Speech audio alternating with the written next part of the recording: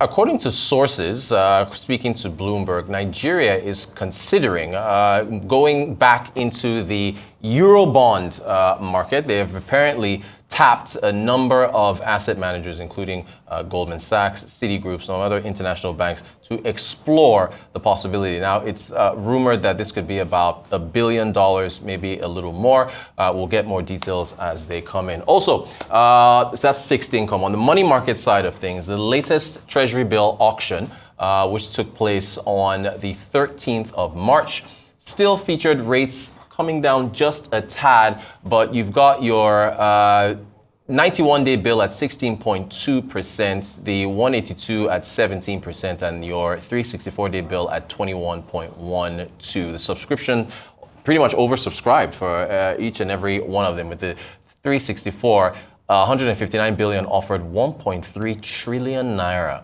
was the subscription there. So what does all this mean for the modern woman as far as investing in securities and keeping her head above water with all the other, financial hurdles that there are facing her and other Nigerians? Who better to join us to talk about this than Oler Oladele, who, of course, is a CFA, Chartered Financial Analyst, and, of course, the head of the Money Wit Club. Ola, it's good to see you. Good morning. Thank you for having me. Fantastic. So I guess starting with the Eurobond matter, I mean, it's not been confirmed yet. It's Bloomberg talking about it. What do you make of that possibility of Nigeria going back? I think it's a welcome development. Given the current FX situation, we definitely need supply.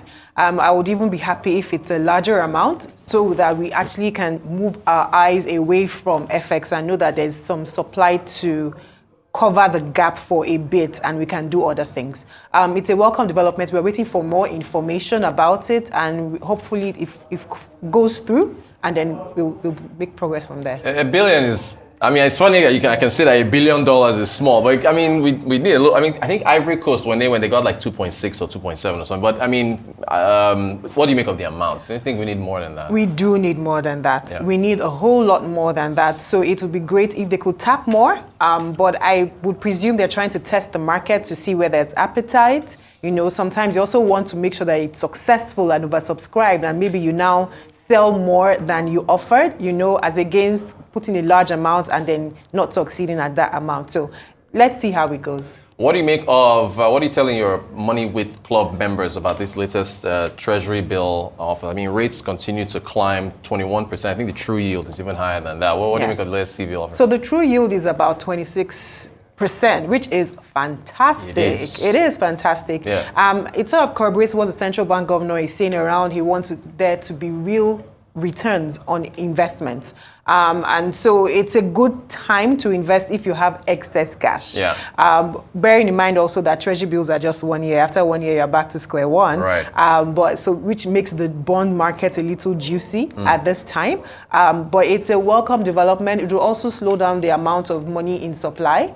Because now people are incentivized not to leave their money in their account. Yeah. I mean, even the savings bonds rates are also high, about 16%. Right. So it's almost like they're encouraging people to slow down on spending in a bid to slow down inflation. Yeah. Will it work? Let's see. But it's a step in the right direction. So I got to ask you about, you're a modern woman. I got to ask you about the modern woman in Nigeria. Is she facing a more challenging financial landscape this year than in prior years? Yes. If you compare to 2 years ago, and I think it's not just about prices rising, but the level of instability or uncertainty is actually heightened at this point, such that you almost cannot plan. And I think that's the worst part of it, the fact that you can't plan. But if it's about economic turmoil, the fact is that there's never really a time in the world where everything is fine and all right. The people that have succeeded despite tough economic times. So that is normal. But the level of uncertainty is actually heightened at this time, and it just makes for poor planning. Now, there's Ugo Dre, who, of course, is the founder of Nairametrics. He put out a video on Instagram. I got to get in here to talk about that. He was advising people, was like, hey, spend now and save later because of the rates at which prices are rising. I just bought a microwave. I should have bought this microwave a while back, and it's almost double the price. I looked at a washing machine I bought a year ago. It's double the price now. So what do you make of that advice? Agree and not agree at the same time. Yeah. You have to put it into context. Yes, inflation is galloping at this point. However, when you see the 21%, effective 26%, and you see bonds at 19, the fact is that if you don't invest now, sometime or the other, those rates are going to come down. You won't see those assets to buy anymore. So you have to balance it out. If you know that there are some things that you definitely will need to pay for in this year, right, while the central bank is trying to stabilize things, then buy and bulk up at the start, right?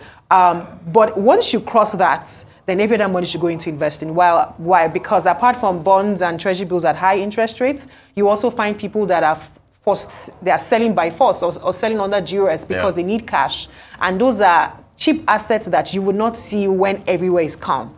So the person that has cash is the winner in the long term. So you have to balance it out. There's the short term, these are the things I need to spend on, bulk buy, do it right now. But once you cross that, go long, start buying assets. Gotcha. Okay, now as far as tracking your spending, how important is it to do that? I know there are a lot of distractions. What methods do you use for tracking spending? Tracking spending is very important, especially at this time. Why? Because different sellers of the same product are putting their own premium as they see fit. Right. Because they are anticipating the next FX devaluation, so they are pricing it with whatever guts they have. So just being able to track your expenses is quite important, and everyone should do that. For me, I find it quite difficult to be taking note of every single spending. There's some people that are that meticulous, but can't work for me. What I do is I have an account that is my expense account. I know that I put a certain amount, and of course, as prices go up, you're also aware that, okay, I used to put 100K there, now I'm having to put 150, right? But generally, I have that account, and I spend only out of that account. All my USSD transfers, card payments, everything is from that account, so that I have a cap on my expenses, and every other thing goes into investing or some specific projects that I'm working on. What am I still doing? I'm still able to come at the end of the month and look at the bank statement and know that, oh, these are the things, this is where my money went to. Is there a way to re-strategize on this? But I'm not having to do it every day. I'm not having to be like a school teacher with glasses. You get my point? That actually that's very good advice. Okay, so now I'm glad you mentioned an account for spending to watch what your day-to-day is, right? What about an emergency fund? A lot of people talk about emergency funds. How realistic is it? And do you have one? Do you have to have a separate account for emergency fund? What's your view on emergency fund? So for me, my emergency fund strategy is basically to have some money in liquid assets, things that I can liquidate immediately. That's literally it.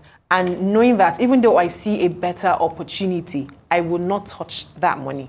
Most times when people think of emergency fund, they think that it must be in your current account. And what happens with that is a top becomes an emergency, a bag becomes an emergency because there's a sale going on. Right. And so if you don't buy at that point, you lose it. And so you almost define it as an emergency. But for me, an emergency fund, it should be defined.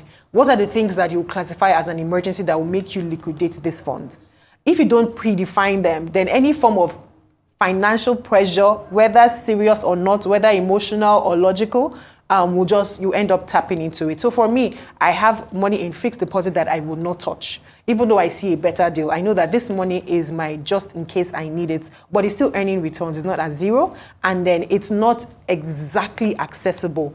I have to think before I touch it, but I can get it within 24 hours. Gotcha. I'm glad you mentioned bags and sales. Where we are today, are spending distractions, at least for the modern woman, at a higher level today than they are based on social media influencers. You open up your phone and there's a sale. Can you talk about the spending distractions, particularly from social media and influencers who are just trying to entice you to buy more stuff? So I think technology is just making everything worse. But if you look back, I mean, as a girl, don't live like the Joneses. You don't have to buy this dress because your friend is buying it. It has always been there. But what happens is now you are now not just being influenced by the people around you. You are being influenced by someone who is somewhere else in the world, right? And that's what technology has done. However, technology has also made it easy for you to save. You can set up a direct debit from your account to a savings account if you want to. And guess what? You are the one that logged into that social media account to start scrolling through. So at every point in time in life, personal discipline is always required. Personal discipline to decide on what is yours or what you should go for per time, right? And it has not changed.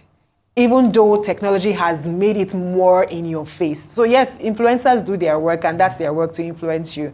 But personal discipline has always been a thing from generation to generation. So as an individual, you have to build it. You have to set your standards. You have to know, this is my budget for this. This is what I'm doing with this. If you don't have that, whether on you're on social media or not, somehow your money will disappear. Gotcha. Fair point. Point well made. Another reality about Nigeria is that jobs are not easy to find, and so the people who are in employment are under pressure to try to support others. We all know one person or the other that needs a loan and so on. How does the modern woman today deal with, whether it's friends, family, or even colleagues or whatever, that are needing to borrow money from her? And then with her, she has her own challenges as well. How do you address that? So my personal orientation, if it's not a life and death issue, put it on the queue.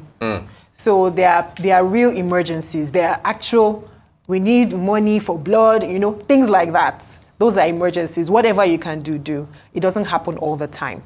Now, when it comes to, urgent 5K, urgent, those kind of conversations, my response to everyone is know where you're going. Yeah. Why do I say that? And it might sound odd, because if, for example, there's 1 million in my account and my child's school fees, which is due next week, is 900K. The fact is that I have money in my account, but you can't make me give you 200K. Why? Because there's purpose to that money. Right. Now, if you don't define where you are going, the money in your account would be purposeless, such that you won't be able, you just say, I have the money, what's the big deal? This person needs it, why don't I make the person happy? But if you have said that the money in this account is for this, and the only way you can say that is when you have defined where you are going and the path to get there. Now, once you do that, then you can say, I actually have money in my account, I have cash, but I don't have money for this. Or this is the cap for giving for the month. I put 50K for giving. Once the person comes after 50K, you say, come back next month. Gotcha. So that kind of planning can only come when there's a sense of direction. If you don't have that sense of direction, you just. Yeah.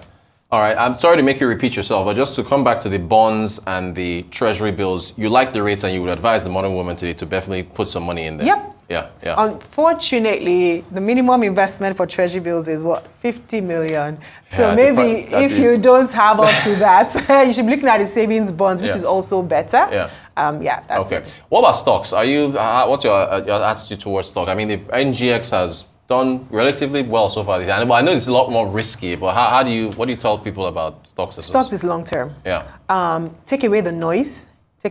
Stocks is always long term, such that you should find good companies that are going somewhere, that are positioned in this economy to thrive, and invest in them and forget it. Yeah, stocks, I always recommend stocks. Data shows that the stock market is the largest generator of wealth globally, consistently. And so what we only hear is when there are losses or when there are extreme gains. But in between, a lot is going on. A lot is going on. So I always recommend stocks. Gotcha. All right. What about foreign exchange? If we're talking about portfolios now, you've already talked about allocating something to fixed income, money market, stocks. What about the almighty FX? So as a Nigerian, I'll tell you, invest in Naira to defend our currency. However, as a global citizen, because the world has gone global, I strongly believe that you should have a global portfolio. Right. As you build capacity, it's not for everyone, right? As you begin to build capacity, as you begin to have considerations of sending your kids abroad, things like that, then you need to have a global portfolio. So it's not just about the currency and all that.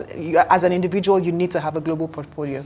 Now, the need to earn more money, a lot of people talk about the importance of side hustles. But my two-part question. So what's your view on side hustles in terms of trying to bring in as much money as possible? But then what about the mental health side of things? Because there's this heavy hustle mentality, work, make money. But so I would like you to talk about side hustles and also the cost of so many side hustles trying to bring so much income in. Yeah, so side hustles I totally recommend because the fact is, to a very large extent, until you build capital to invest, you have to exchange time for money. There's a part where if you upskill and you're rightly positioned, then you might be paid a premium where you are. But a lot of times companies are actually struggling, at least in this season, companies are actually struggling. So it's tough to actually significantly increase people's pay, right? So I am a supporter of side hustles, but I'm also a supporter of doing things with wisdom, right? And not being greedy. If you can find someone that you can partner with and both of you can split 50-50, don't put your health under significant strain or pressure in the bid to make all the money for yourself. Right? At the point where you can hire someone, hire the person to take that burden off you. Why? Because you really don't want to get to a point where you're spending that money you made on your health, blood pressure medication that you take all your life, you know, things like that. So you have to balance it out. I guess also a lot of people most times get to that point where there's a health situation before they realize that it's serious. But take a cue from the people ahead of you. It happens so much that we should actually learn from it. Find a way to balance it out. Support, leverage on people and pay them so you get value, right? And of course, there's all those staffing issues, but it will evolve over time. But I'm always a believer in leveraging on people.